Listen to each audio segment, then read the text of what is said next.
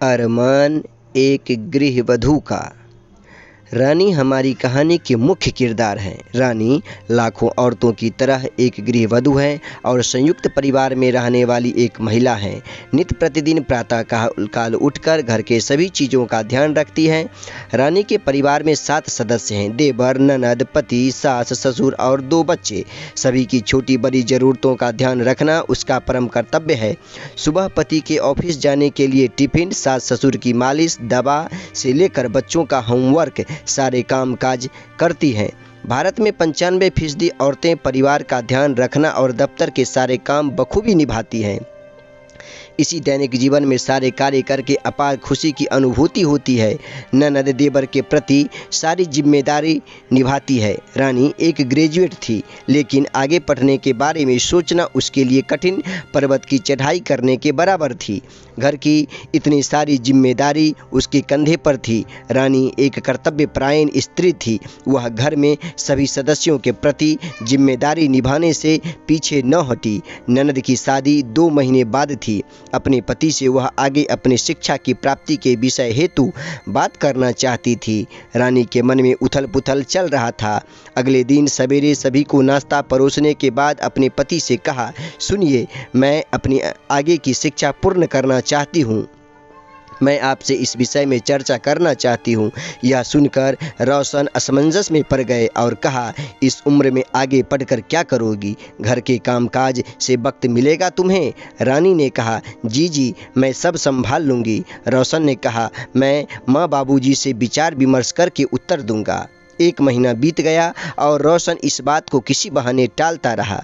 रानी अब भी मन में आस लगाए बैठी हुई रोशन के जवाब का इंतजार कर रही थी। रानी ने खुद बात करने की ठानी। रोशन अपने कुछ मित्रों के साथ शाम को घर पर आया। रानी का जन्मदिन था। बदकिस्मती से ये थी उसका जन्मदिन किसी को याद नहीं आया। रोशन के एक मित्र ने कहा, भाभी जी कहाँ काम करती हैं? रोशन ने कहा, सिर्फ घर के काम और कुछ नहीं। रोशन अपने मित्रों से कहीं घूमने जाने की बात करने लगा। रोशन को अपने मित्रों की कदर थी, लेकिन क्या रानी की थी, जो जीवन संगिनी बनकर जिंदगी के हर मोड़ पर उसका साथ निभाती थी। रोशन ने रानी से कहा कि अभी वक्त बीत चुका है। अच्छा होगा कि तुम घर के काम काज देखो। घर के किसी भी सदस्य को रानी का जन्मदिन याद न था, लेकिन उसके 11 साल की बेटी पूनम और 9 साल के बेटे को था। दोनों ने फूल और जन्मदिन का विशेष कार्ड देकर मां को जन्मदिन की ढेर सारी बधाई दी। रानी ने चुपचाप आंसू पोंछ लिए और अगले दिन रोज की तरह सारे काम निपटाकर अपने पति से कहा, मैं अपने बड़ी बहन के घर जाऊंगी। पति ने कहा, क्यों, सब ठीक है ना? रानी ने दबे हुए स्वर में कहा, मुझे छुट्टी चाहिए। रोशन सोच में पड़ गया। रानी शाम को चली गई। उस दिन शाम को रानी अपने घर के लिए रवाना हो गई। सबके सपनों को अपना कहकर जीने वाली रानी को बहुत बड़ा धक्का लग गया था। परिवार में 2 दिनों में सबको रानी की कमी खलने लगी थी। लेकिन क्या सच में यह रानी की कमी थी, या उसकी इतनी सारी जिम्मेदारी सब संभालने में सक्षम नहीं थे?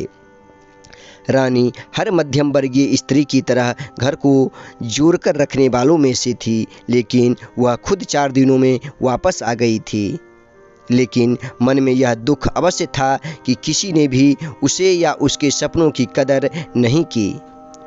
उसने अपनी ज़िंदगी से समझौता कर लिया और फिर से परिवार की देखरेख में जुट गई। आखिर में उसने रोशन से कहा, सुनिए, मैं अपनी बेटी पूनम के साथ ऐसा कुछ नहीं होने दूंगी।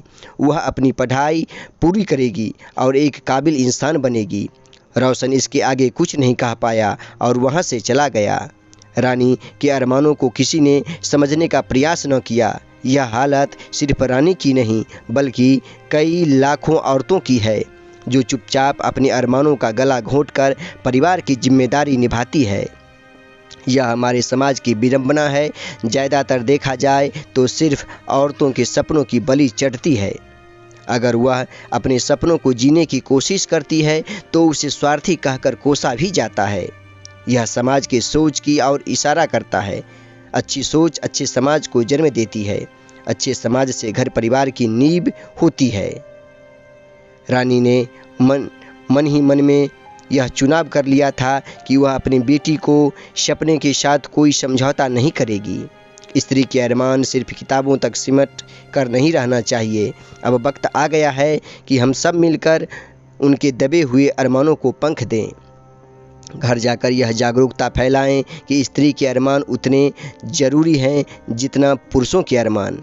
शादी के पश्चात स्त्री के अरमान और निर्णय को घर वाले प्राथमिकता दें, तभी समाज का उत्थान संभव है। दोस्तों, अगर ये कहानी आपको अच्छी लगी हो तो आप अपने इस चैनल को लाइक, शेयर और सब्सक्राइब ज़रूर करें। जय हिंद।